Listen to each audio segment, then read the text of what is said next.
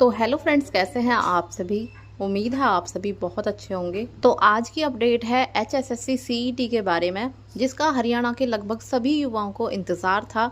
हालांकि इसकी काफ़ी अफवाहें भी उड़ी और काफ़ी इसके विवाद भी हुए, लेकिन फाइनली आज इसका ऑफिशियल नोटिफिकेशन जारी हो चुका है।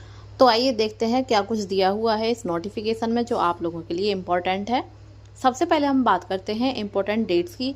तो भाई इसके जो रजिस्ट्रेशन है, ऑनलाइन एप्लीकेशन फॉर्म जो आपको भरने हैं वो 28 मई से शुरू हो रहे हैं, यानी कि कल से ये स्टार्ट हो रहे हैं। 12 जून फॉर्म भरने की लास्ट डेट रहेगी और 14 जून लास्ट डेट रहेगी आपकी फी डिपॉजिट करने की। अब आगे बात करते हैं क्वालिफिकेशन की। तो भाई ये जो CET है ये है ग्रुप C के लिए और इसके लिए इसेंशियल क्वालिफिकेशन आपकी होनी चाहिए 10+2। इसके अलावा अगर आपने ग्रेजुएशन की हुई है या मास्टर डिग्री की हुई है या फिर कोई 10+2 के बाद आपने कोई सर्टिफिकेट कोर्स या डिप्लोमा कोर्स किया हुआ है तो भी आप इसके लिए एप्लीकेबल हैं। मिनिमम क्वालिफिकेशन आपकी 12th होनी चाहिए। फीस स्ट्रक्चर की अगर बात करें तो जो भी मेल कैंडिडेट हैं अनरिजर्व कैटेगरीज के, अगर वो अपनी फैमिली ID प्रोवाइड करते हैं तो उनके लिए फीस होगी 500 रुपये। इसके अलावा जो भी रिजर्व कैटेगरीज के कैंडिडेट हैं या फिर जो भी फीमेल्स हैं, चाहे वो रिजर्व कैटेगरीज की हैं या अनरिजर्व कैटेगरीज की हैं और उनके पास PPP ID है तो उनके लिए फ़ीस होगी 250 रुपये। अदरवाइज जो मैक्सिमम फ़ीस है वो 500 रुपये लगेगी। एज लिमिट की अगर बात करें तो इसके लिए मिनिमम एज होनी चाहिए 18 ईयर्स और मैक्सिमम एज होनी चाहिए 42 ईयर्स। एग्जाम के पैटर्न की अगर हम बात करें तो भाई 10+2 लेवल के क्वेश्चंस आपसे पूछे जाएंगे। 100 नंबर का पेपर होगा, 100 ही इसमें क्वेश्चंस होंगे और 1 घंटा 45 मिनट का समय आपको दिया जाएगा ये पेपर सॉल्व करने के लिए।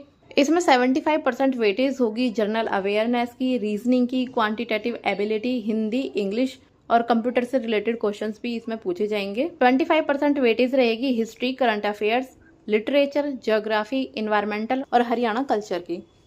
क्वालिफाइंग मार्क्स की अगर बात करें तो 50% होने चाहिए जनरल कैटेगरीज के लिए और मिनिमम 40% होने चाहिए अदर रिजर्व कैटेगरीज के लिए। मतलब 100 में से अगर 50 नंबर हैं और जनरल कैटेगरी है तो आपका जो CET है वो क्वालिफाई माना जाएगा और अदर रिजर्व कैटेगरीज के लिए 40 नंबर पे क्वालिफाई है।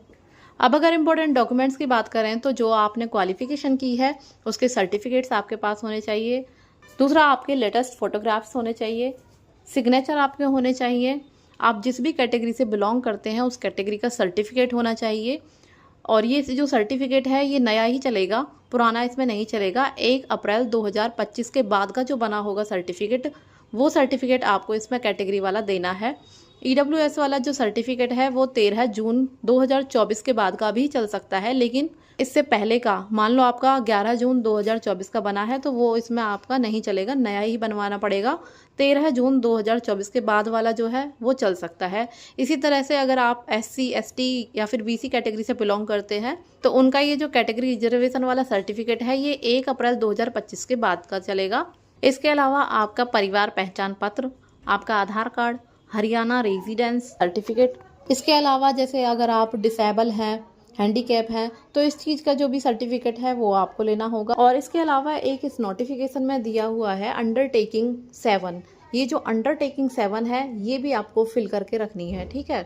अगर आपने CET दिया है 2022 वाला तो यहाँ नीचे इसमें आपको उसका रजिस्ट्रेशन नंबर डालना है और अगर नहीं दिया है तो भी इसके नीचे यहाँ आपको साइन तो ज़रूर करने हैं, ठीक है। ये डॉक्यूमेंट्स आपके रहेंगे जो इम्पोर्टेंट है, आपको तैयार करके रखने हैं। ये इसकी ऑफिशियल वेबसाइट है जहाँ से आपको अपना रजिस्ट्रेशन करना है और फॉर्म फिल करना है।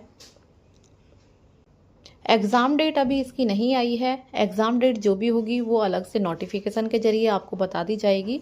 फ़िलहाल के लिए यही इंपॉर्टेंट चीज़ है। तो ये जो इंपॉर्टेंट डेट्स हैं वो आपको याद रखनी है और लास्ट डेट से पहले ही आपको आपका फॉर्म भर देना है। अगर जानकारी अच्छी लगे तो प्लीज़ वीडियो को लाइक करना और चैनल को सब्सक्राइब करना। Thank you.